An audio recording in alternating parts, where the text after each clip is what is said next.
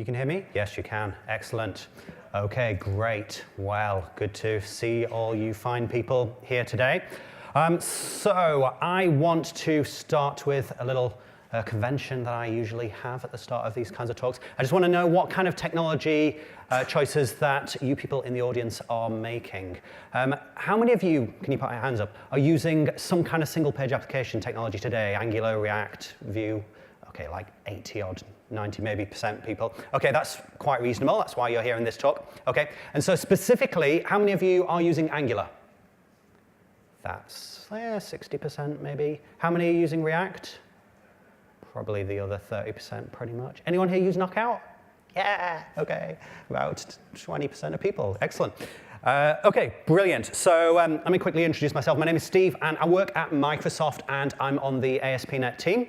And one of the main focuses of my job is that I'm meant to make ASP.NET Core a really good platform for people who want to build single-page applications or use other client-side technologies. So I spend a lot of time focusing on that, partly developing technology that you can use, and partly just trying to sort of investigate the problem and make sure that we're doing the right stuff and that we're listening to you all and getting the right features in the product. Now, were any of you here last year and came to a very similar talk that I did with a similar title? Yeah, all right, a good sort of 10% of people were here a similar talk last year. Okay, so for you people, the first 15 minutes or so of this talk is going to seem very familiar, okay, because I do have to start with some of the core concepts. So I'm sorry you're going to see a bit of the same stuff. But after the first 10 or 15 minutes, we'll be moving on to some totally new stuff or things that we've been focusing on over the last year. So there's plenty of stuff in there for you too. Okay, right then, so what's the point of all this? Well, the point of all this is that there are lots of ASP.NET Core developers out there who want to work with these single-page application technologies. Now, in this room, it's maybe 80 or 90% of people, but you're a bit of a sort of self-selecting group, so you don't completely represent averages. We think on average it's probably more like 50, 60% of people who use ASP.NET Core are also using one of these technologies up there, which is great. People are generally pretty happy about that. But there tends to be a lot of other stuff that you need to know at the same time. For example, there's a whole bunch of different languages that are JavaScript or variations on JavaScript or things that compile to JavaScript that you need to know. That's a whole load of concepts. There's also many different ways of doing styling that are in the mainstream today. More concepts for you there. As for actually making these things run in the browser, for compiling that Sass into CSS or that TypeScript into JavaScript, there are various different build and bundling tools out there. And you may be using any number of those. Then there's various application architectures that are starting to catch on in front-end development. You might not have even heard of these. That's absolutely fine. Won't really be talking about it today, but there's more concepts that are out there that many people are talking about. And finally, there's loads of different testing tools and technologies that people are using. So there's just loads and loads of stuff going on, so many concepts that you are supposed to know. And that raises this question of, well, do you really love that? I mean, is that actually a great experience for you? Or is it actually a bit of a pain, really, trying to make sense of all that stuff? And when we talk to people, they generally say to us, any individual one of these technologies is great on its own, but the entire mass of all of this stuff together is a lot of stuff for people to deal with. So we say, what can we do? How can we help with that? And one of the most common things that people want us to do is to streamline this process of making your project. People ask us, can you just put it all in the box? Can you make it really nice so that when I want to start my project, it's just there for me?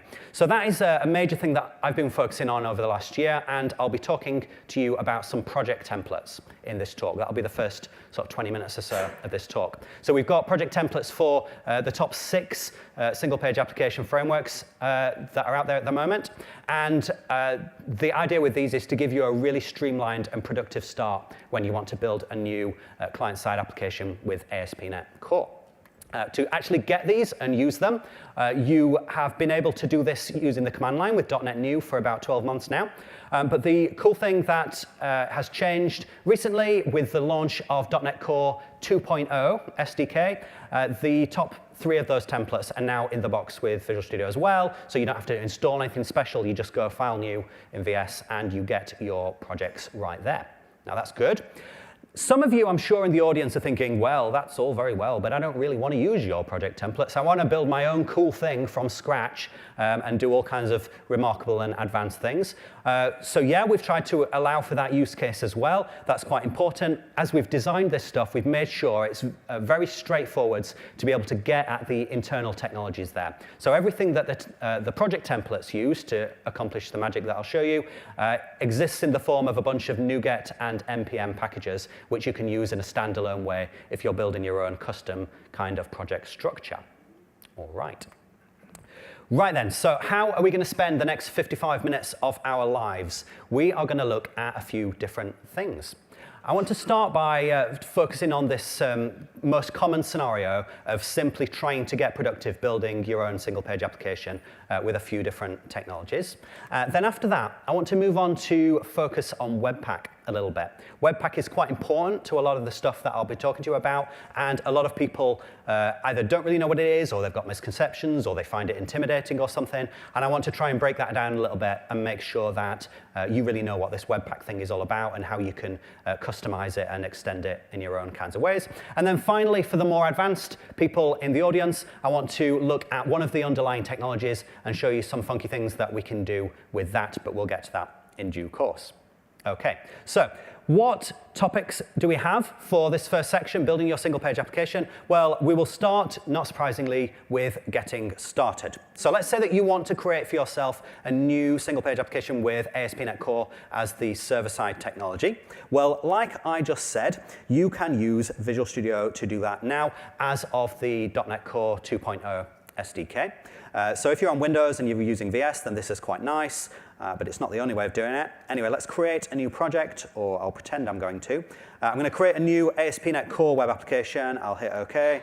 And then you will see that the list of project templates now, well, it used to be like this. You used to have these 3 boring black and white ones. But now, if you are using 2.0, you get these beautiful, exciting, colorful ones, which give you some single-page application goodness as well. Okay, so obviously we could build it, make our new project like that.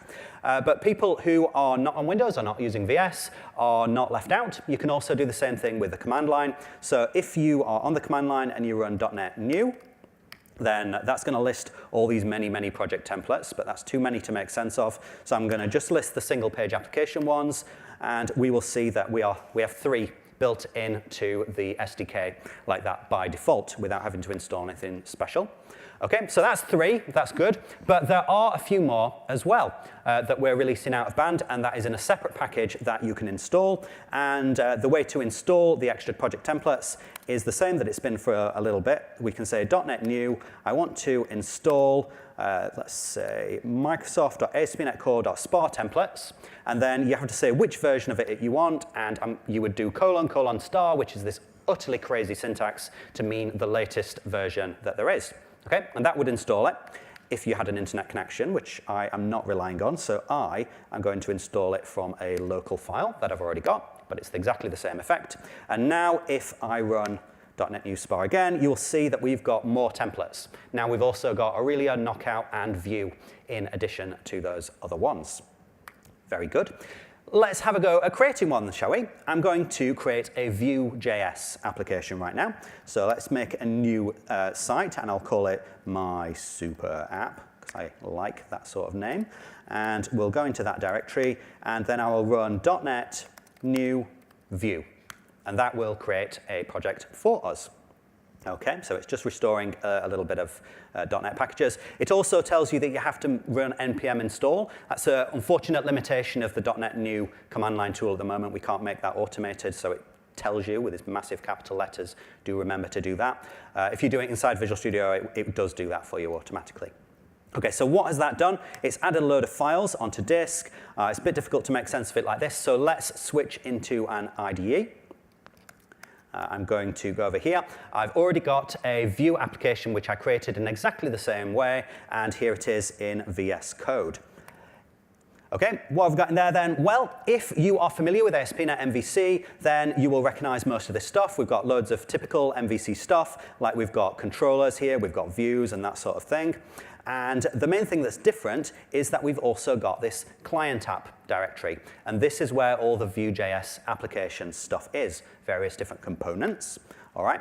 So let me just start that in a browser so you can see what the running application looks like before we see the code in there. And when that comes up, we should see that it's pretty predictable looking single page application kind of design. It's got Bootstrap that implements the layout there. It's got this navigation sidebar here that does client-side navigation. And it's got some example components here, such as this one that's going to fetch some data from the server and render it in a table. And also this counter component, which just counts how many times you click on a button. All right. So as you can see from this sort of design, the expected use case would be for something like a dashboard or an intranet management site or that sort of thing. But of course, you can change that in whatever way. It's just whatever way you want. That's just a default layout. Now, how does the code for this counter component work? Well, if you are familiar with Vue.js, you will find this very unsurprising. It's written in TypeScript, so we are importing the Vue libraries up at the top there. And then we've got a class to represent that counter component. We're using this special annotation that Vue supplies there to tell Vue that this is a component that can be rendered in the UI. And it's got this current count property that tracks how many times you've counted, and an increment count method that will do exactly what the name suggests. And then in terms of the rendered HTML for that, well, here's the template that produces that rendered HTML. It uses Vue syntax, as you would expect, to display the current count value, and it's got a button that, when you click it, it's going to increment the count.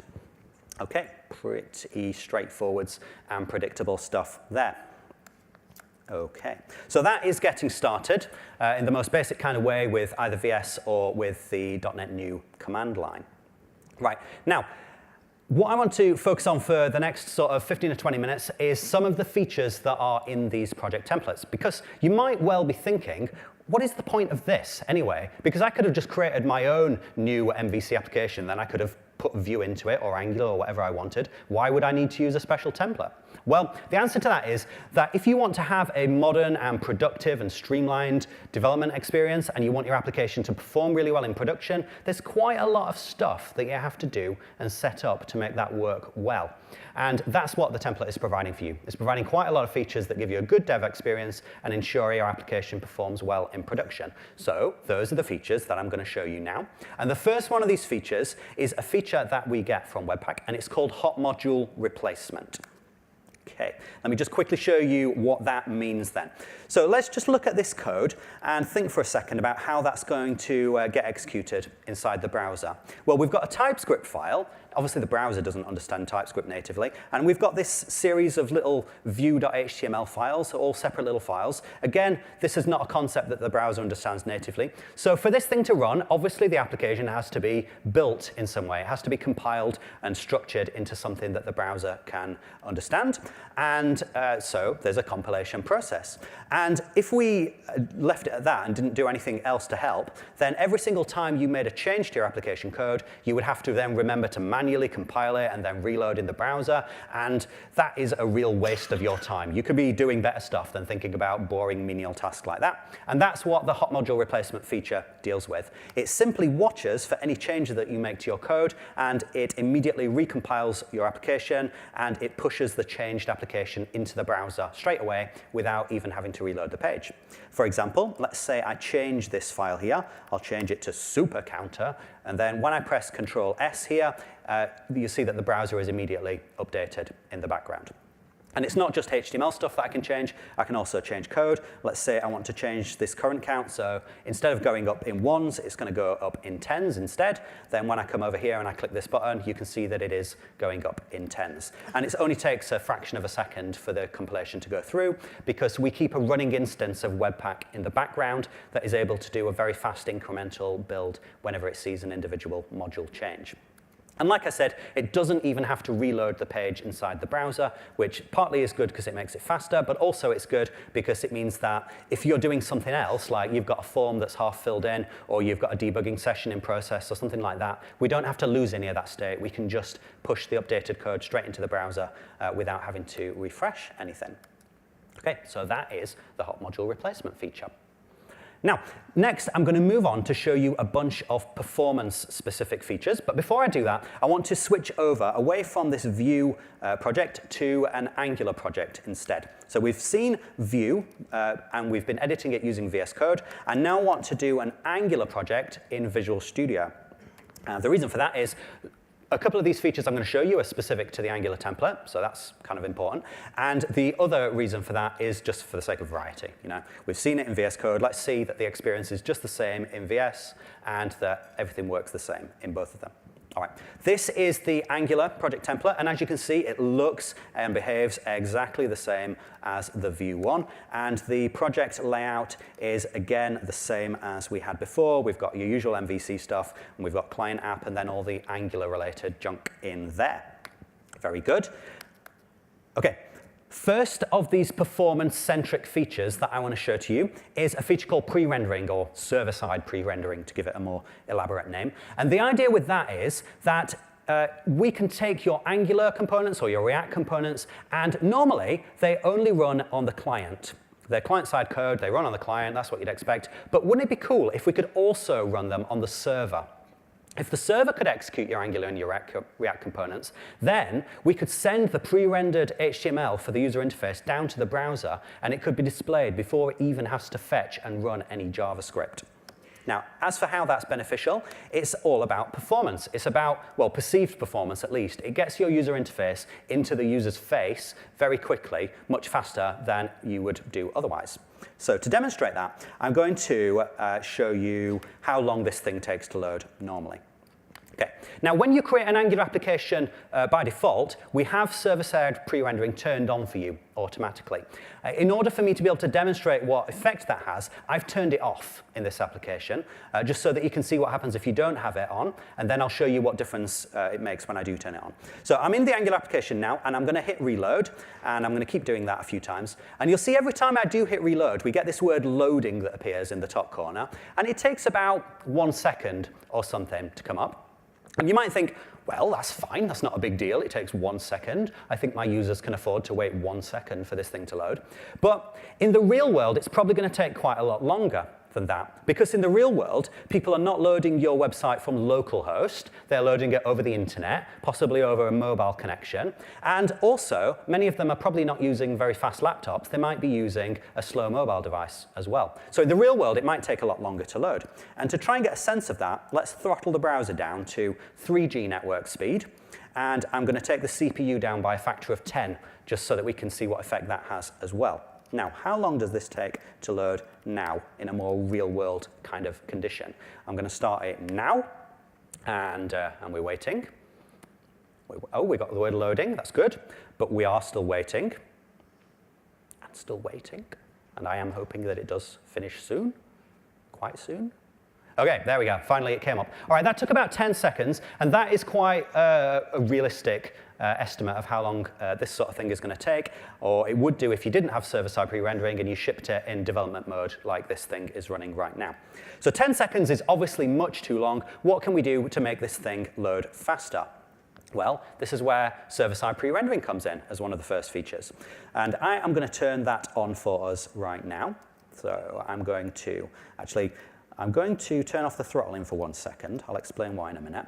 And then I'm going to go to the place where we control this. This is index.cs.html, which is the Razor view that is hosting the entire Angular application. It's all getting put into this app element there.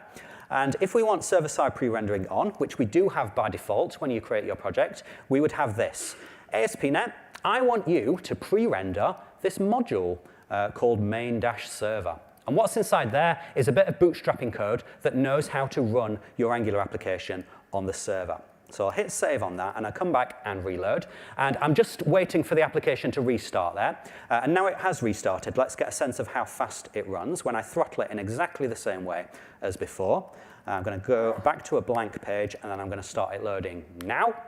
And we'll see how long it takes to come up this time. And it's there in about 2.5, maybe 3 seconds. I'm not sure. But it's certainly much, much faster than it was before. Now, in the background, we're still loading the JavaScript and running it, which is not going to be any faster than it was before. But the user saw your user interface much, much quicker. So they are going to have a much a better perceived experience there. And that is the real benefit of server-side pre-rendering. That feature is available in the Angular template and also in the React with Redux template. And it also gives rise to some other performance benefits as well. And the next performance benefit that I can show you is a very new thing called HTTP priming, which we've just put in the last month or so. And this is to do with reducing the number of network requests that the browser needs to make. To show that, I'm going to switch on to this fetch data page. Fetch data works by making a HTTP request to the server to get a list of these weather forecasts and then renders it. And we can see those requests if I reload here. And we'll have a look in the browser network tab. And you can see that there are two XHR or AJAX requests, whatever you want to call them.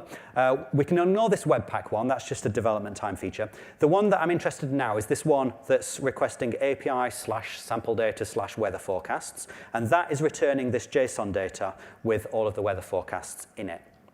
OK, so that is how this data is showing up. And it's a very common pattern when you build a single-page application, that your application first loads. So your initial UI comes up in a blank state, and then immediately it starts making some network requests to the server to get some data that it then wants to render, which makes total sense. But it's not very efficient, because if you think about it, we just did server-side pre-rendering, OK? So when this was rendering on the server, it already collected all the data that it needed.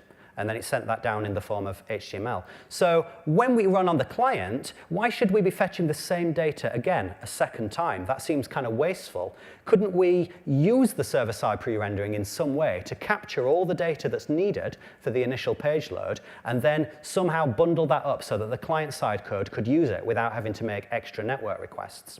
Well, that's what HTTP priming is going to do for us. And to enable that, we just have to configure that on a per request basis by loading the data using a different API. And that works like this. This here is the source code for the fetch data component. I know it looks like quite a lot of code, but it's not too bad. We've got this interface here that defines the structure of the weather forecast data object. We've got loads of Angular-related boilerplate that we could ignore up there. And then we've got this property, forecast, which is the array of weather forecast objects. And then in the component constructor, we're using Angular's HTTP library to make a GET request to this URL, and then we're using that as the resulting data that we display.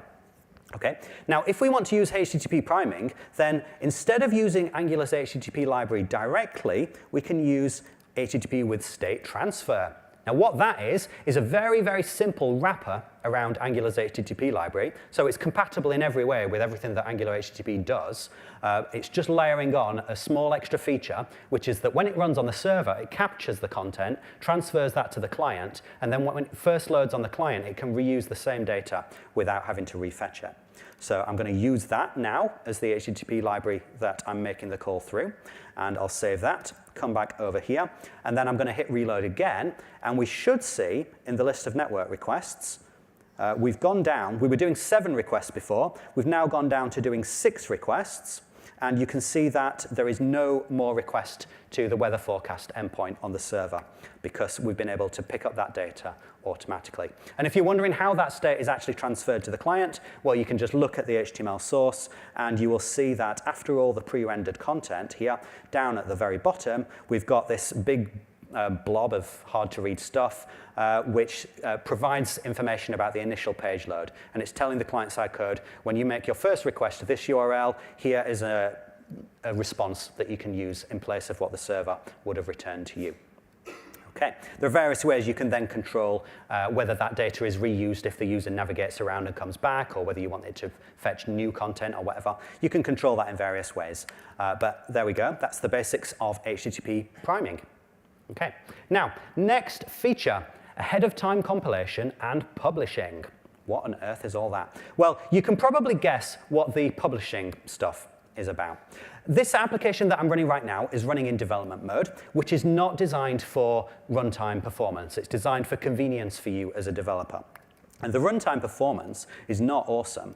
So for one thing, the application is kind of massive. If I do a reload here, we can see that the whole application there is 1.1 megabytes, which is kind of big for a web page, right? But what is in there then is things like the source maps for all your application source code, which is pretty big. And also all of the code is not even minified. So it's way bigger than you would want in production. Also, if you were to measure the amount of CPU time that it takes to start up, which I'm not going to, but I have done, it comes out on this laptop anyway to take about 0.5 of a second of just pure CPU time in order to parse all the initial code and render that initial UI. Okay, so that's not great. What could we do to make that faster? Well, let's think about what the application is doing when it starts up. What is this code running and what are the expensive parts of it? One of the expensive parts of it is to do with the templates that we're rendering.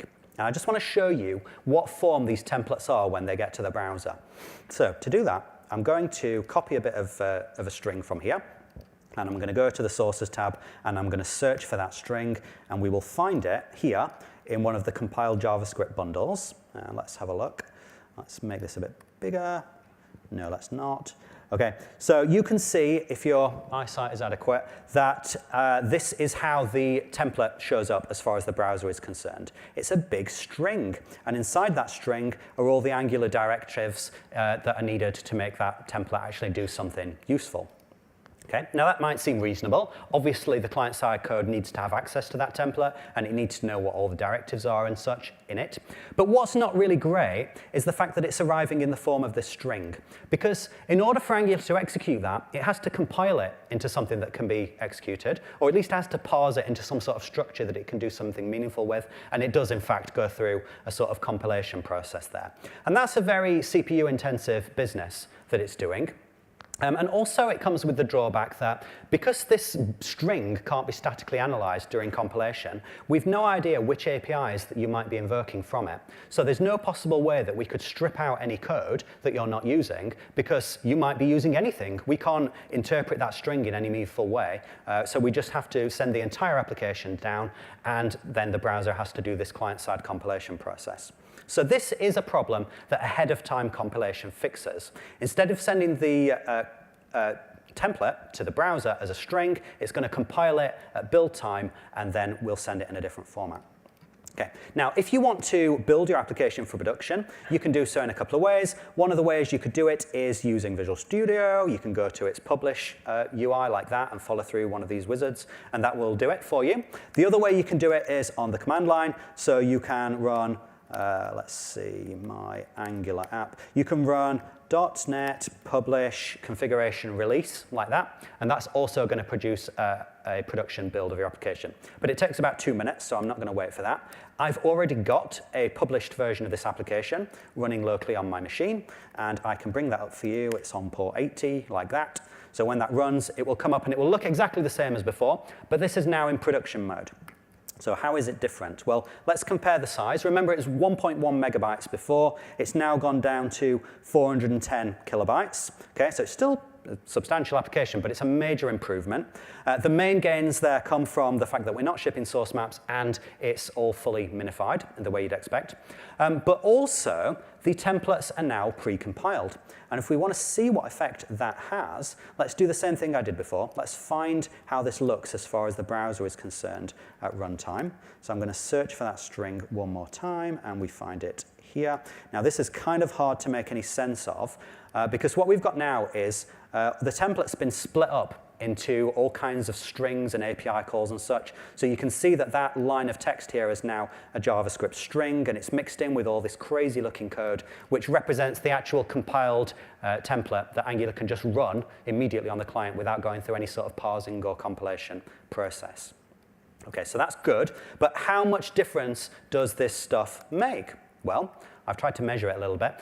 First, we'll start with the effects on the page size. As I just showed you, when you are running a development mode build, you've got this roughly 1.1 megabyte application there. If you do a production build, but without ahead of time compilation, you just do the minification stuff, then it will drop down to about half of that, about 500 kilobytes. And when you enable the ahead of time compilation, it can get a bit smaller still. So it takes about another 20% off. And the main reason for that is a feature called tree shaking, which is that because these templates are now compiled, it can be fully statically analyzed by Webpack, and that's going to take some of the code out. Any parts of the Angular libraries that you're not calling can be just stripped out. Now, I know that 20% might not seem like a big difference, but of the original 500 kilobytes, not all of it was Angular in the first place. So we're stripping out a bigger chunk of Angular than that looks like. But also in the real world, you are going to invoke quite a large portion of Angular's surface area, so you shouldn't expect it to remove, like 100% of it. You're going to still have all the code that you invoke. Okay. So that might not seem super amazingly impressive, but it's better when we look at it from a startup CPU time point of view. It does take, on my laptop at least, about half a second to run through the application startup process in terms of CPU time consumed. If we do a production build on that, but without AOT, then it drops down a bit. It drops down to about 400 milliseconds, and that is basically because the minified code is smaller. So there's less work for the browser to do in terms of parsing it. It doesn't make a big difference, but it does strip off a little bit. However, when we turn ahead of time compilation on, then it drops down quite a lot more dramatically. It drops down to about half of the original time, and that's what you should expect, right? Because we're removing a major part of the application startup process. We're removing all the template compilation, so it should get a lot faster, and it does, and that is a valuable feature. So that is ahead-of-time compilation and publishing. Now, ahead-of-time compilation is an Angular-specific feature. If you're using React, you might think, I wonder if I could do the same there. And the answer is, you already are doing, because React doesn't have a concept of templates as strings. Everything in React is already code, so there's no meaning to this feature in the first place in React world. But it is valuable if you're doing an Angular template. OK, debugging. Yes, that's another thing that we all love doing, right? Let me just show you very, very quickly how that's going to work. I have got my application running here. There are a couple of different ways that you can use a debugger with your application. The most obvious one is that you can use the one that's built into your browser. So let's say I want to debug this counter thing here. I'm going to open counter component. Hang on, what am I doing? That's the one, counter.component.ts. Now, as you can see, we've got all the source maps set up so that we can see the original TypeScript code in the browser. You're not seeing the compiled code. You're seeing your TypeScript, and then you can set a breakpoint on that, and then that breakpoint is going to hit, and you can inspect your application and step and everything, all in terms of the TypeScript source code. So that's good. But one thing that people often tell us is, I don't want to do the debugging in the browser. I want to do it in the IDE. I wrote my code in the IDE. Why can't I debug it there too? Well, the good news is that you can. That's very straightforward for you anyway, because this feature is set up by default in the templates. So if you are in VS, you set a breakpoint, and then you start up your application with a debugger by pressing F5, then it will launch a special instance of Chrome, which is configured to listen for debugger connections. And then when you do the right thing, you will hit your breakpoints, and again, you can inspect your application directly from VS, and that all works in exactly the way that you would want. Getting all this stuff to work together is a little bit tricky to set up, but that's the whole point of these templates. We've figured out the details for you and made sure that it just works out of the box. Right. Last thing, another one of everyone's favorite tasks is tests. How many of you write automated tests for your client-side UI code? Ooh, that is more than I would have thought. That's like a quarter of people. No, was it? I'm sorry, what was that? Ah, yes, yes. Yeah, so many of the starting points for applications do include tests these days, so that is definitely going to contribute to that. OK, that's great. Good job. And also other people, good job, because you're probably making a pragmatic business decision as well, and we're not judging anyone. OK, so if you want to write tests, then there are obviously many different testing technologies, many different ways you can set it up, and we have got one such system set up for you out of the box here as well. And if you want to do that, then you can go to your command line and you can run npm test. That is going to start up an instance of Karma, which many of you will have heard of. It's the most commonly used testing system for Angular applications. And the way that works is that it launches a real browser, and it runs your Angular components or your other Angular services or whatever inside that real browser.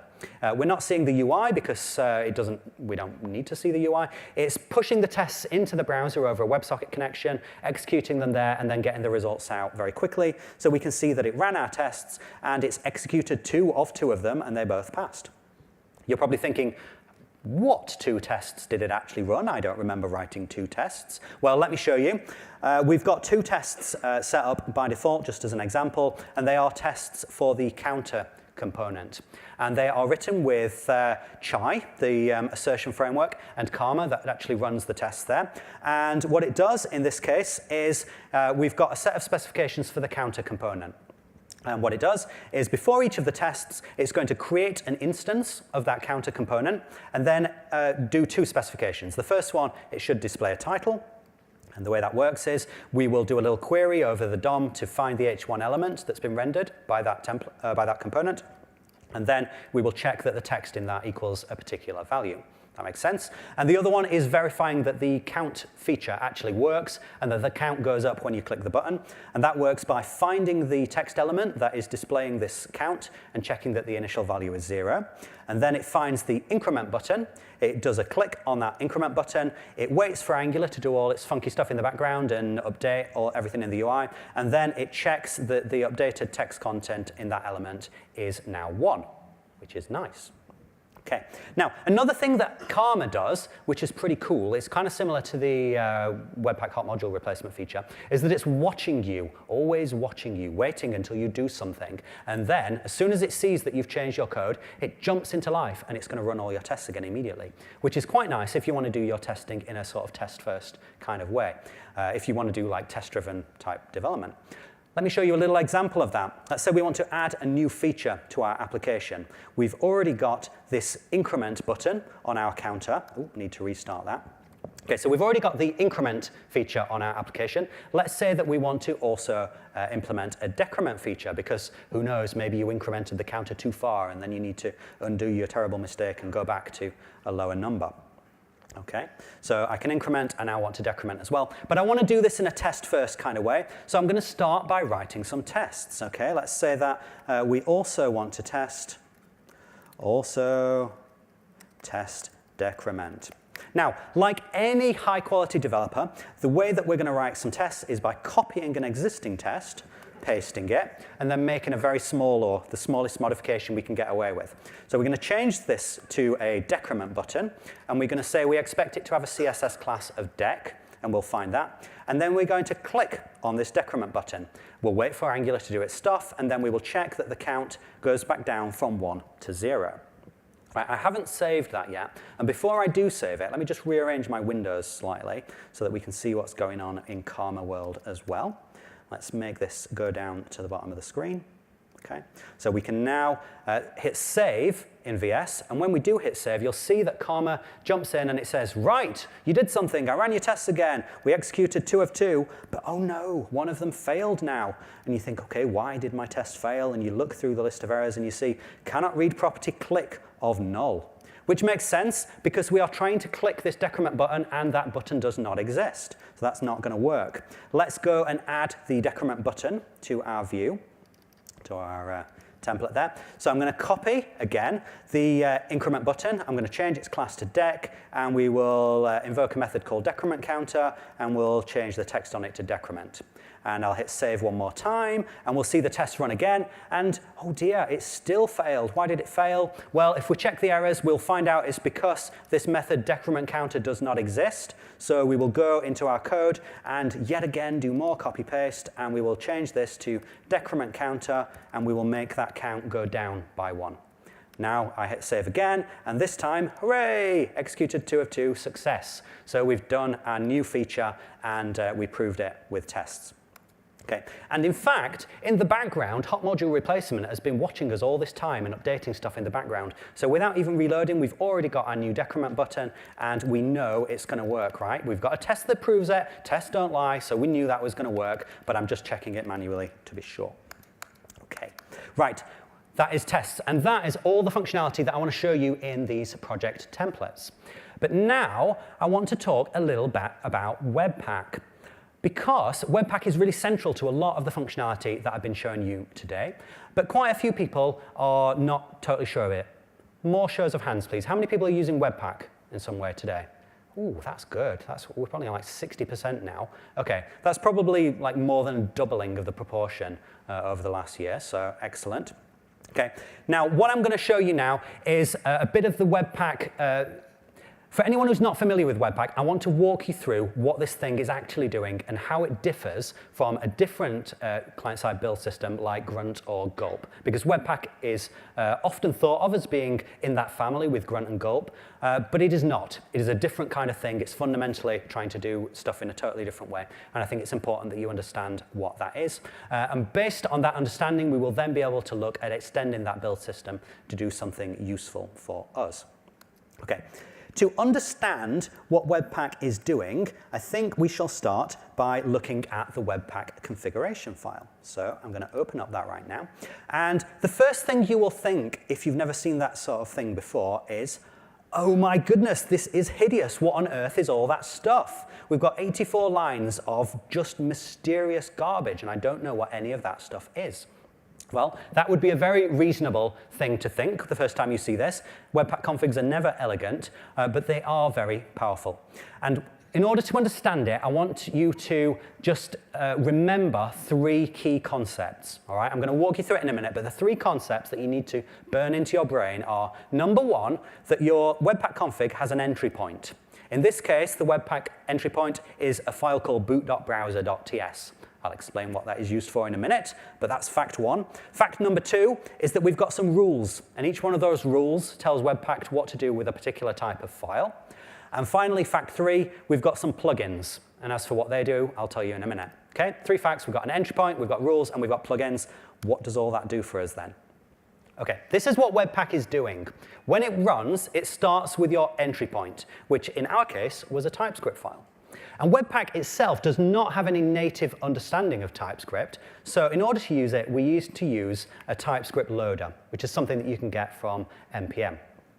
Now, you can have loaders for all kinds of different files in Webpack, and they do two main things. The first thing they do is, not surprisingly, they deal with compiling that file in some way, or converting it into whatever sort of output format that particular loader wants to produce. So in the TypeScript loader case, obviously it's going to do the TypeScript compilation and produce JavaScript. So that's the first thing it does. The second thing it does is it explains to Webpack how to detect the dependencies on other files, so that Webpack can know that this TypeScript file, for example, might reference another TypeScript file. So the TypeScript loader tells Webpack about that dependency.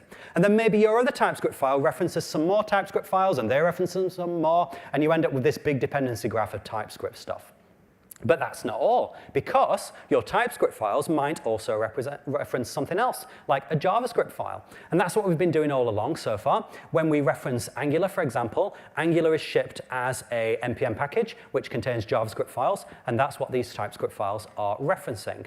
And they will be loaded by the JavaScript loader, which tells Webpack how to detect more dependencies, for example, to more JavaScript files, which could even be in separate NPM packages. So again, you could have a chain of dependencies that runs through a set of third-party NPM packages, and Webpack knows how to find all of that.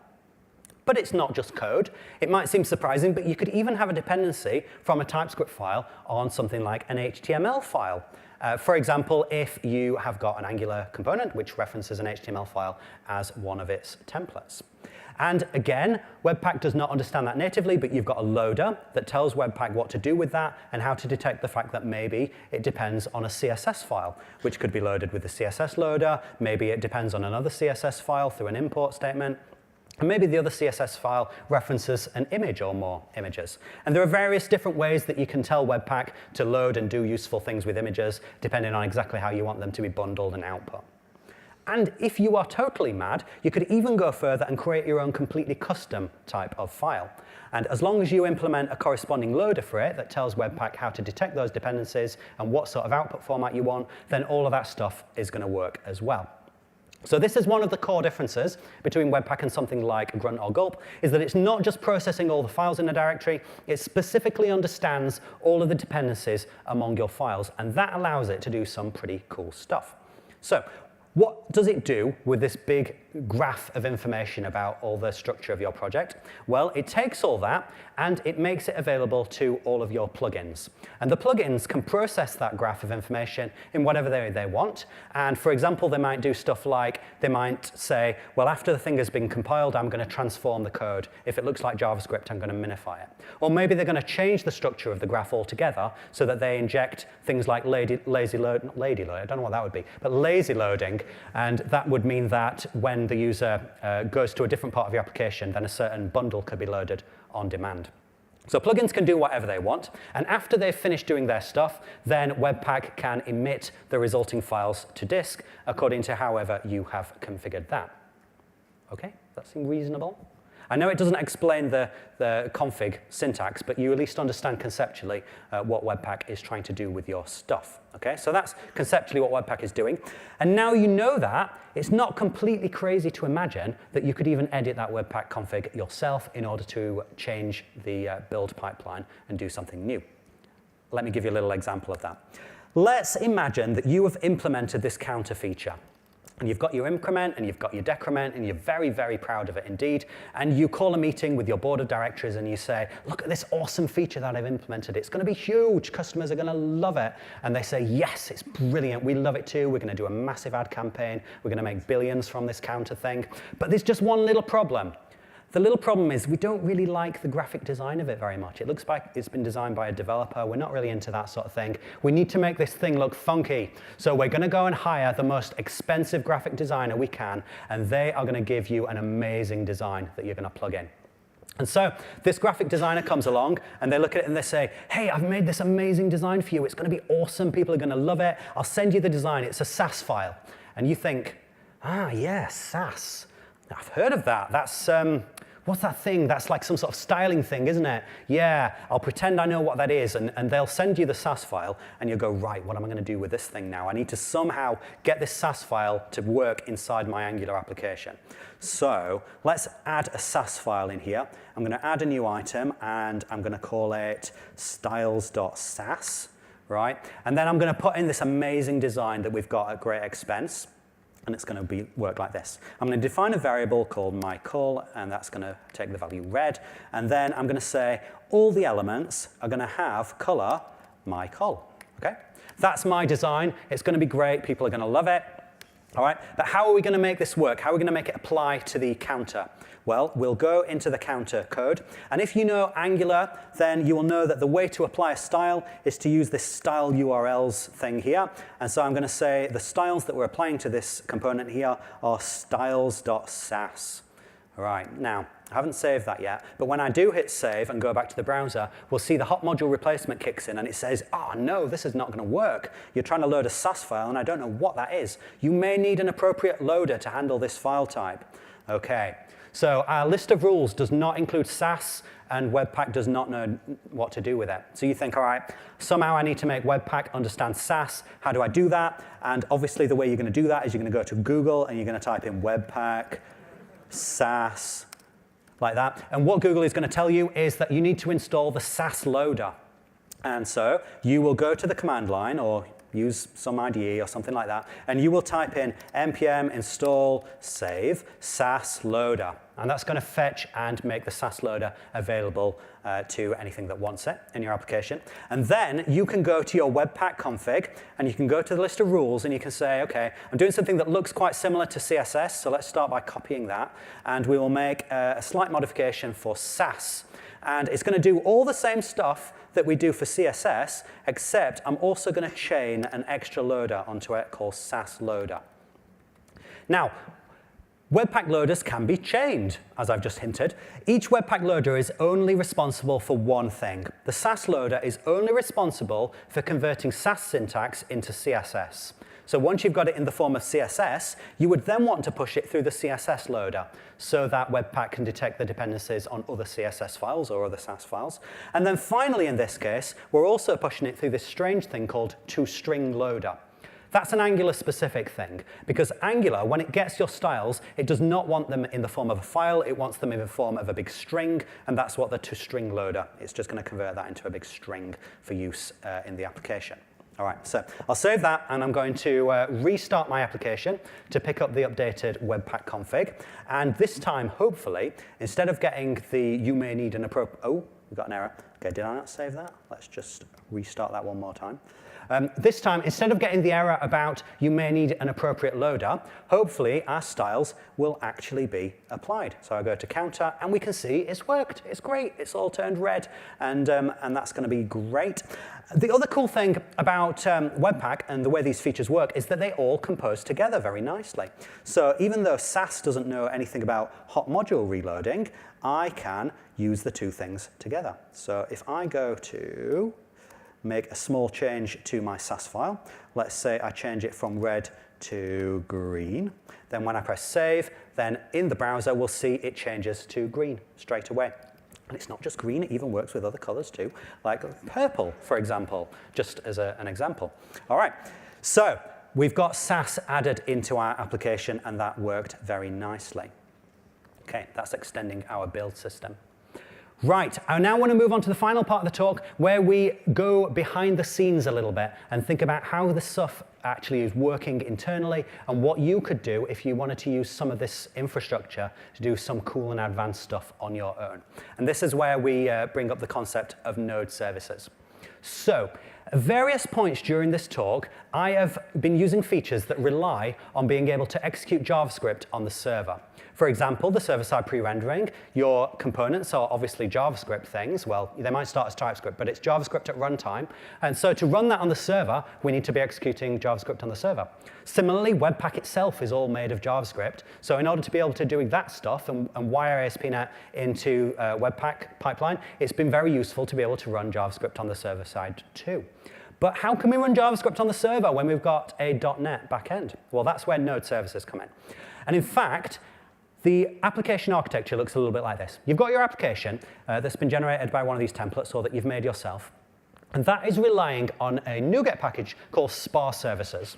That provides a set of features that are useful for building any sort of single-page application with whatever technology you want. So that implements such things as the ability to do server-side pre-rendering, the ability to integrate with various bits of Webpack stuff, and also the ability to integrate a server-side routing config with a client-side one. I didn't talk about that because it's just far too boring, but you can just have a happy feeling in knowing that that feature exists, even though I'm not going to show it to you.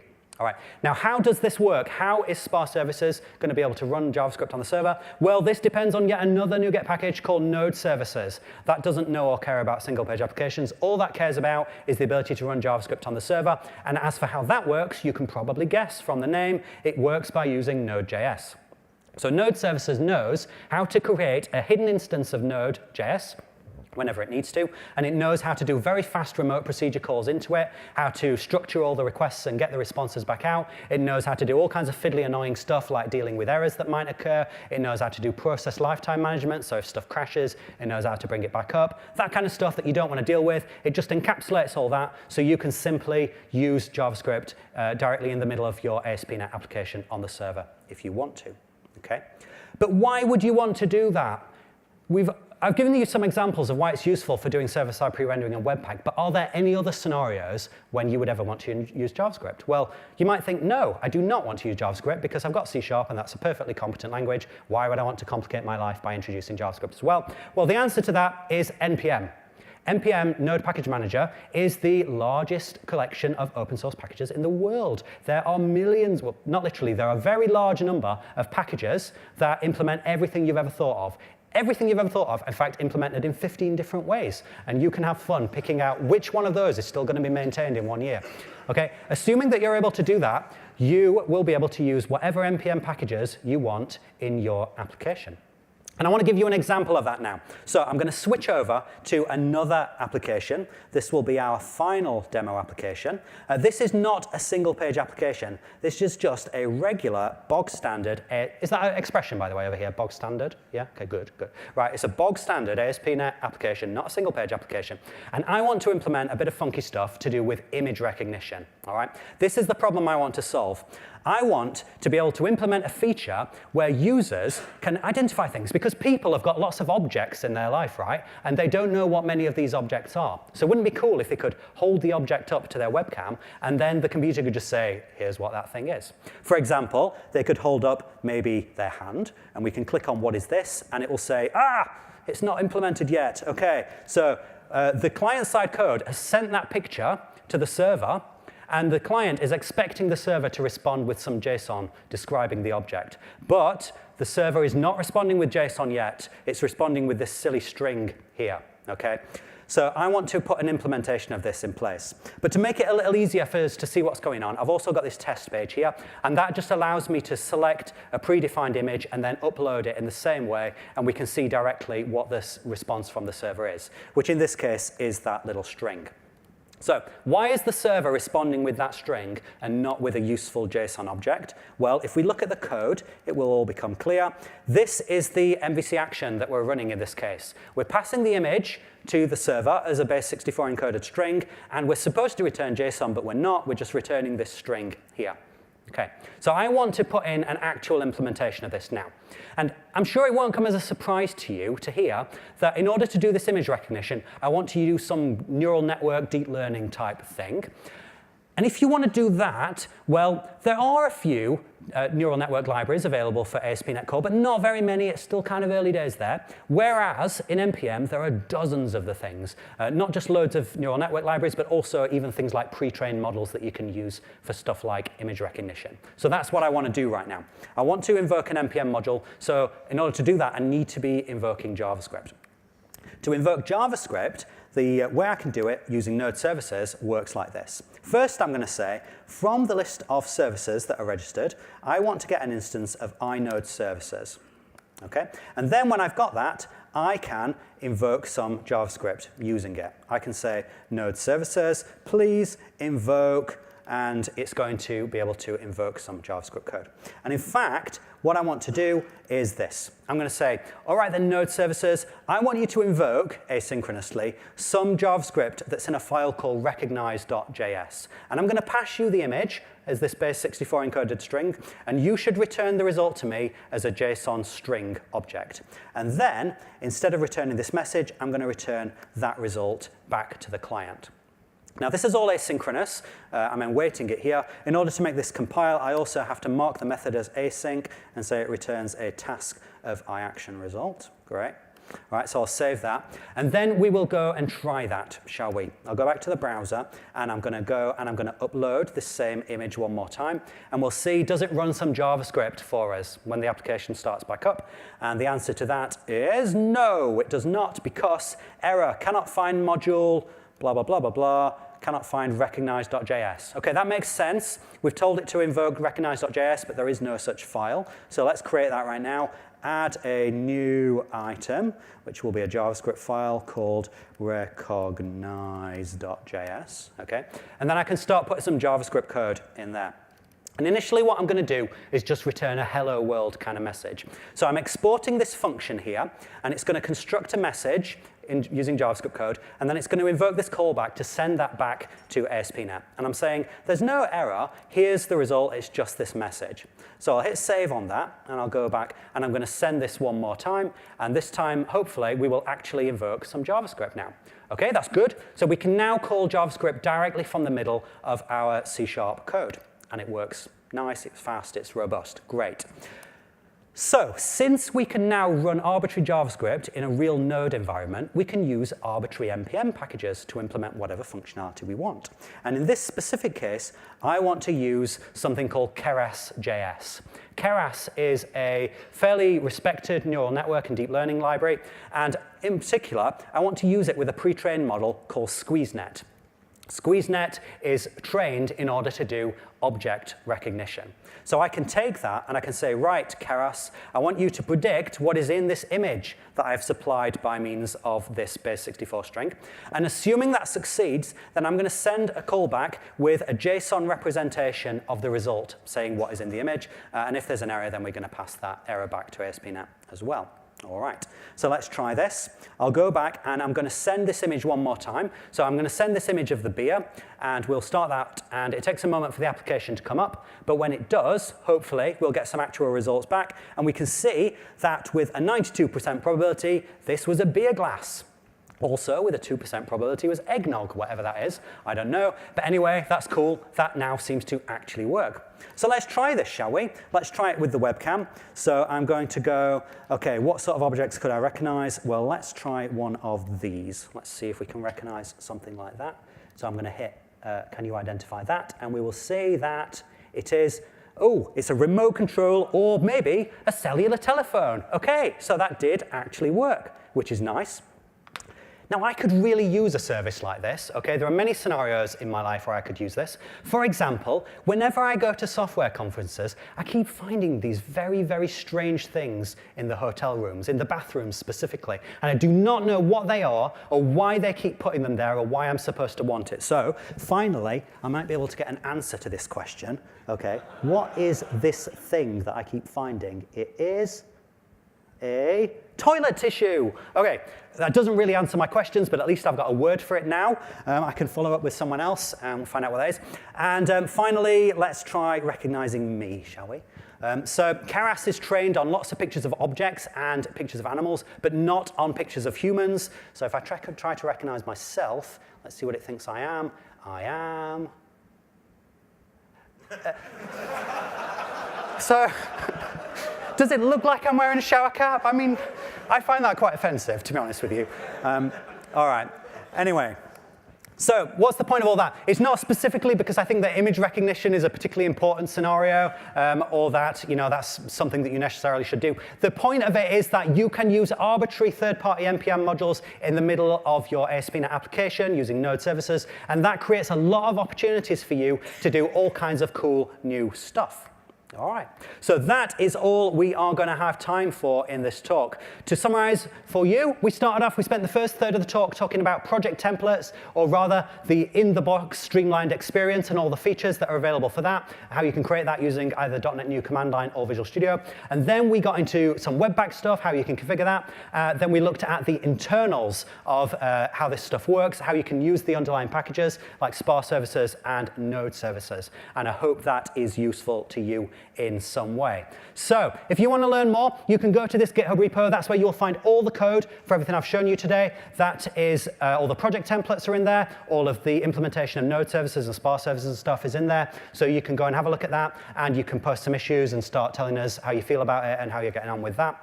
And yeah, so that's all we have time for. Please remember to evaluate this session as you walk out of the door. That's very useful to everyone. And enjoy the rest of your conference. Thank you.